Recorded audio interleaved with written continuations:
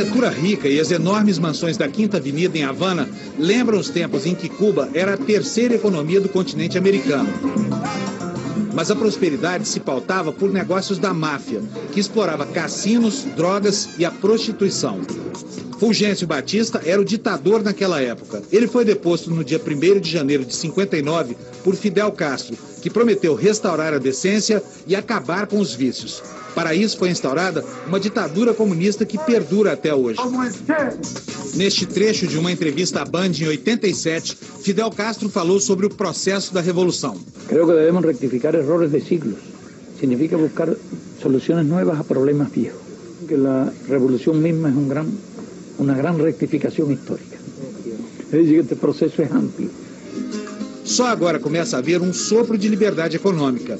No ano passado, o governo autorizou aquilo que já acontecia na prática dos mercados paralelos: a venda de imóveis e carros entre particulares. Em setembro do ano passado, o governo de Cuba mudou as regras. Atendendo a uma reivindicação quase tão antiga quanto a própria Revolução Socialista, decidiu autorizar a compra e venda de carros entre cubanos.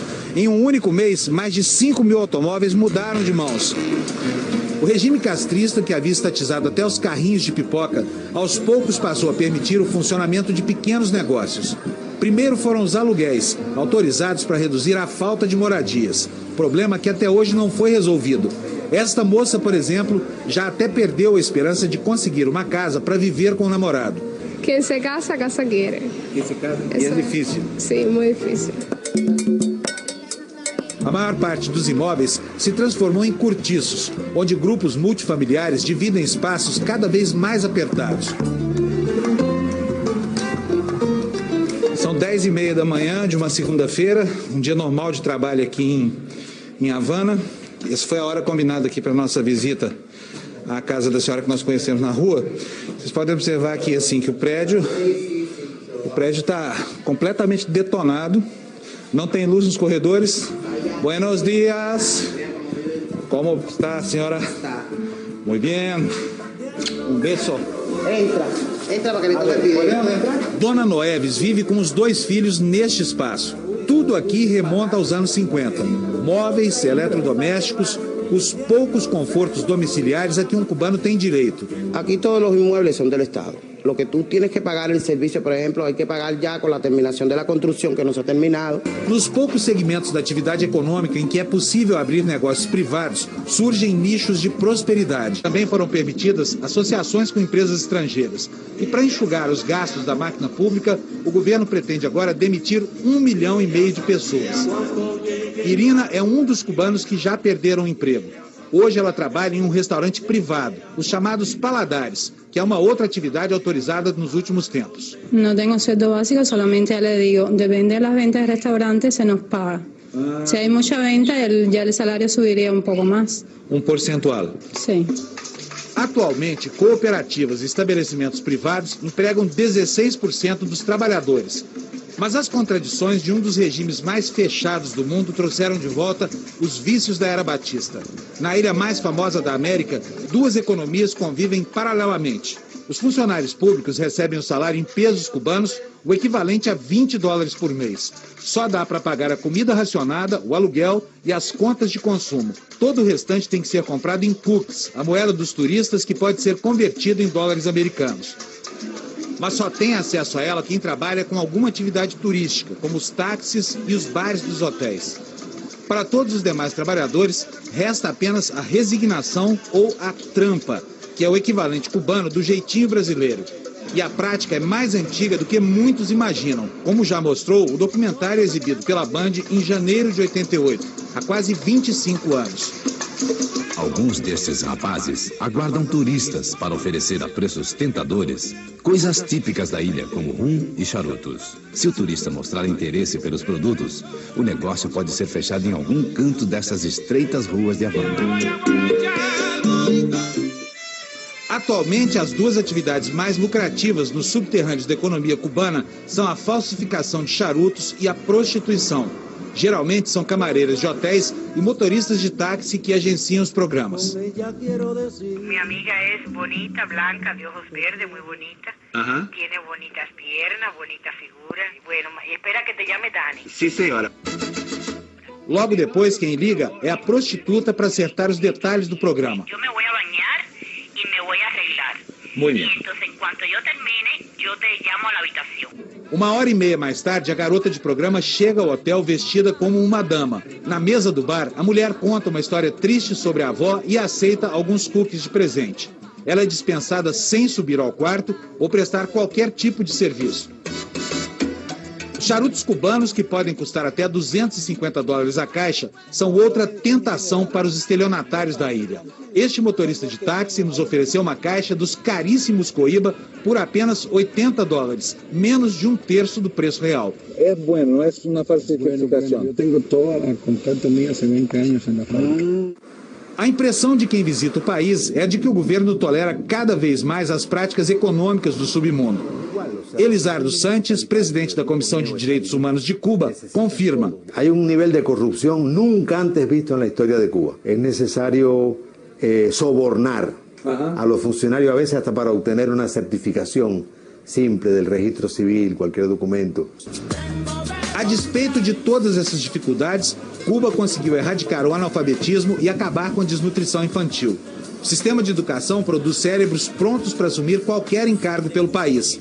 Pena que boa parte desse talento tem que sobreviver de bicos para complementar o orçamento. Este homem é engenheiro mecânico, mas trabalha como motorista de táxi neste carro, um Fiat polonês do início dos anos 80.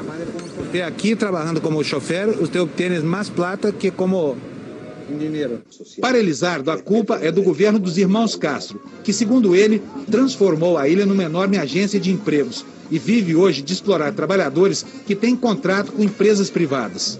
Ellos son la causa primera de la pobreza y de la desesperanza de la gran mayoría de los cubanos.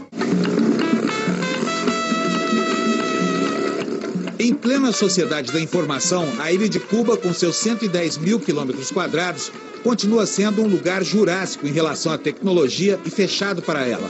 Não é por acaso.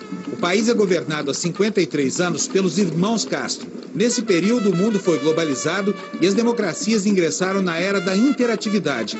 Mas, para os cubanos, o acesso à tecnologia e aos meios de comunicação foi limitado às transmissões das rádios e das TVs estatais. Aqui em Cuba, o governo não permite que ninguém tenha internet em casa. O único meio de acessá-la é no saguão de algum grande hotel como este aqui. O problema é o preço. Uma hora navegando custa entre $8 e $10. Para um trabalhador cubano médio que ganha $25 por mês, é proibitivo, porque equivale a mais de uma semana inteira de trabalho duro. Pouquíssima gente em Cuba já teve oportunidade de navegar pela web. As pessoas nem imaginam o que são o Facebook e as redes sociais. O ambiente sofisticado dos hotéis para estrangeiros virou uma espécie de trincheira para quem luta contra as violações de direitos humanos em Cuba. Um dos nomes mais conhecidos do país é o da filóloga Ioane Sanches. Ela criou o blog Generación Y, por onde critica o regime e denuncia atos de violência. Na medida que o governo proíbe mais os blogs, sataniza más a las personas como yo, por ejemplo, eso va creando una curiosidad en la población. La gente quiere acercarse a mis textos para saber si yo soy esa persona que dicen los medios oficiales o no. Ioane talvez seja hoje o rosto cubano mais visto no exterior. O interessante é que ninguém dentro da ilha sabe quem ela é. O mesmo acontece com o presidente da Comissão de Direitos Humanos, Elizardo Sanches. Criticar al gobierno o no aplaudir al gobierno significa que usted es convertido inmediatamente en no persona. No persona. Usted es una no persona. Yo soy una no persona. Yo no tenho derechos, ninguna possibilidade de nada. A não pessoa Ioane, no entanto, é muitíssimo conhecida do governo local, que segue de perto todos os passos da blogueira.